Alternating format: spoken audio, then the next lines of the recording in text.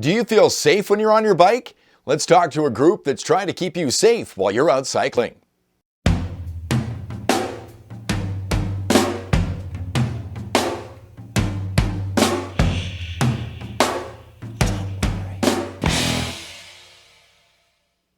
Hi, it's John and welcome to Cycling on a Shoestring. And if you're here, you're concerned about your cycling safety. And let's face it, if you're a road rider, you're out on the road at any time, you're concerned about all the things you have to deal with while you're traveling down the road. You're crammed up against the right side of the road or maybe the left, depending on where you live. All the junk that gets thrown there. You've got parked cars.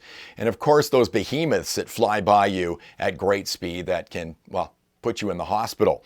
Is there anybody out there speaking for you where you live? Because a lot of the same things I'm dealing with here in Calgary, here in southern Alberta, you might be dealing with anywhere you may be in the world. We're going to talk about that right now in an organization that's trying to change things and make it safer for cycling here in Alberta.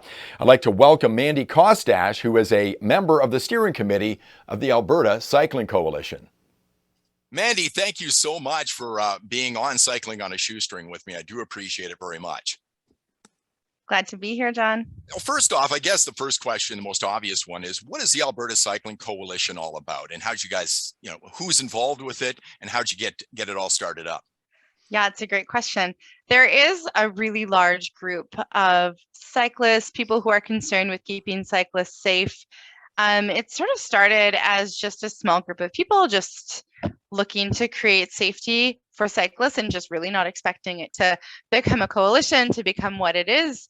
And so it's really grown and gained momentum, I think, as any group will do as they start making progress and seeing that happening in legislation as we have. And on top of that, I mean, cycling has grown. I really noticed a boom for cycling when we got into the pandemic. I saw a lot more people riding bikes. And now we've got the advent of e-bikes out there as well. So just cycling is kind of picking up really in Canada. And, we're talking in Alberta here. You're in Edmonton, I'm in Calgary, but around the world, cycling is really growing too. Absolutely. Yes. And it's fantastic. And the growth of e-bikes and e-scooters, it's nice that it's more accessible, but then that's going to create more opportunity for some more rules and tightening up sharing the paths. Well, I think, we can talk about sharing as well, because we're out there with these behemoths that are cars. We're on bicycles that weigh less than 20 pounds, a lot of us, and we're wearing Lycra. It's kind of dangerous, obviously, out there on the roads. You've created a document here that I printed out, making Alberta roads safer for cyclists. And I understand that your coalition has, submitted information to the government here in Alberta. Yeah, that's right. One of the really great things that was proposed by the coalition that has been passed as bylaw in both Edmonton and Calgary is the safe passing bylaw that is instructing motorists to give cyclists a meter of space if they're traveling under 60 kilometers per hour. If the posted speed limit, I should clarify, is posted under 60 kilometers per hour, they are to give a cyclist a minimum of a meter of space. And if they're traveling and the posted speed is over 60 kilometers an hour, they're to give 1.5 meters. So that's fantastic and something that certainly positively benefits all of us. Having cyclists stay as close as able to the side of the road to keep us safe from debris, just other manholes, construction, poor pavement, to keep us, in the unit that we're riding, safe on the road. So it gives us a little bit of discretion. It's something I think about all the time. Here in Alberta, maybe it's the same way in other places. They throw a lot of gravel down in the wintertime as opposed to salt and stuff like that. All ends up to the right side of the road for us here in Canada. And we get a little bit of discretion to move out of that lane and maybe get out a little bit farther into the road, just so we don't have to drive through all the garbage that gets thrown there by vehicles, correct? Yes, absolutely. That's exactly it. And to keep as close as is safe for cyclists. So you're traveling on a bicycle and just using that discretion. And that could mean something different for a more confident, comfortable cyclist versus a newer cyclist as well. They might need a little bit more space. So you need to take it. Something I found that was really great on your site is that you've got a page, and you can go to their website, Alberta Cycling Coalition.com. I'll put it in the description below. But you've got a page there for education. One thing I saw there that was fantastic: look before opening stickers. If you want to get that, it's for car doors. You put it on your door. I thought that was fantastic because that's a worrisome thing when you're going past cars. You don't want to get doored, and there's lots of videos on YouTube for that. Another thing that you address on there is how people ride down the road. And very often you might see a sign here in Calgary. It says, single lane riding, but you're kind of an advocate for double riding as well, riding side by side. Is that correct? Yes, absolutely. And that's something that we do support as proposed legislation for future. So when there's cyclists riding two abreast, it's not covered. We're not covered for that in current Alberta legislation. We are covered to be riding single file. However, we are proposing to be riding double-breasted side by side as able, because it's safer for cyclists. You've got more visibility riding in a pack like that, two abreast, and also it takes cars a lot less time to pass a group of cyclists if you're riding two abreast versus single file. So less time motorists are around cyclists and can keep them safer. That just increases the safety of everybody on the ride. It was interesting when I read that in your document. And I was, why would that be something you would want? Because you think one person would be a little farther into traffic. Never really considered the fact that it is a heck of a lot faster for a car to get around a group of cyclists that are side by side as opposed to strung out, and then they don't have to worry about oncoming traffic. So that's interesting. Now you put this document in 2019. You've had some success. You mentioned that with that distance you get between you and the car that's going by you as well. I'm just wondering, with the education thing, something I've noticed over the last several years, and it's really tough because we're out there on bicycles, cars are out there, and there seems to be more almost animosity towards cyclists as more and more get out on the road. Do you get concerned about that as well with your coalition?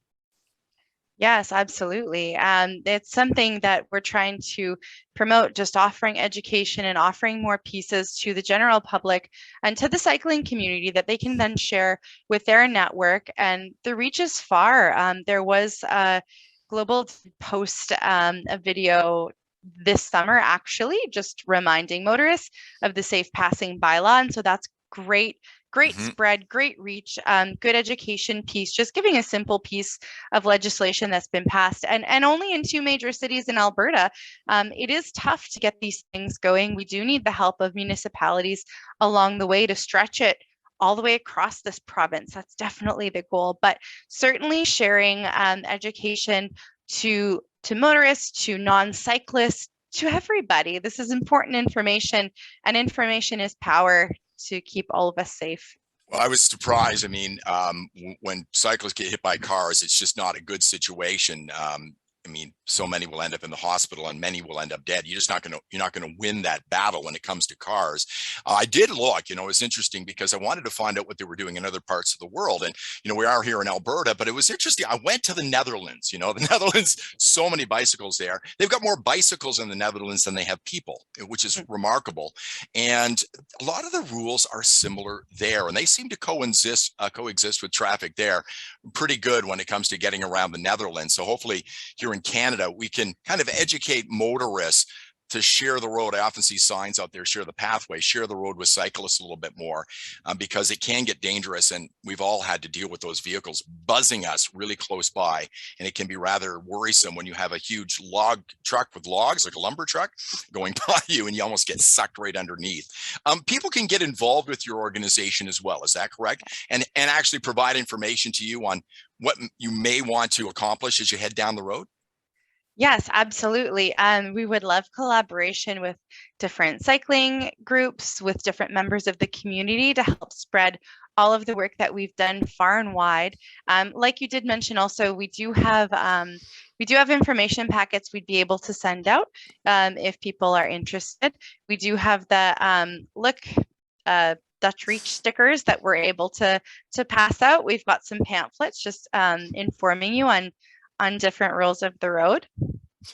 Jeff, I'm wondering, you work with a lot of different organizations, and maybe my last question here, because there's so many new people out there now, and I've been riding for a long, long time, I've learned a lot of things on how to stay safe out there. Never had an encounter with a car, knock on wood. Do you do any advocacy when it comes to trying to teach people about cycling, or are you working with other organizations that do that kind of thing?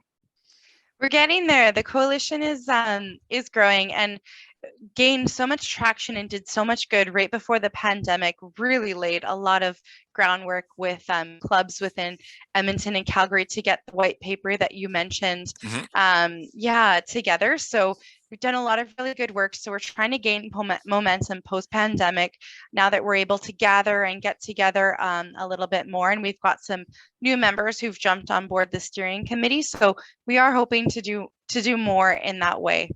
Well, great. I really appreciate it. I find that I can stay pretty safe out there. In fact, sometimes I feel safer on the roads now than I do on bike paths because they're so busy. That's true.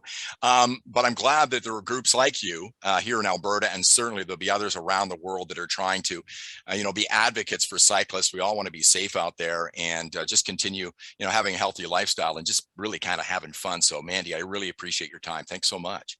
Thank you so much, John. I appreciate it. And if you've got any comments about cycling safety, please go to the comments below. Tell us what you're encountering wherever you may be around the world. We're talking here from Alberta, but I'm sure a lot of the same situations are happening with you as well. It was Mandy Costache, member of the steering committee of the Alberta Cycling Coalition. Again, it's albertacyclingcoalition.com if you'd like to read about them. I'll put a link in the description below. I'd like to thank you so much for watching. Please give me a thumbs up, subscribe to the channel as well. Oh, ring the bell for notifications. See you next time on Cycling on a Shoestring.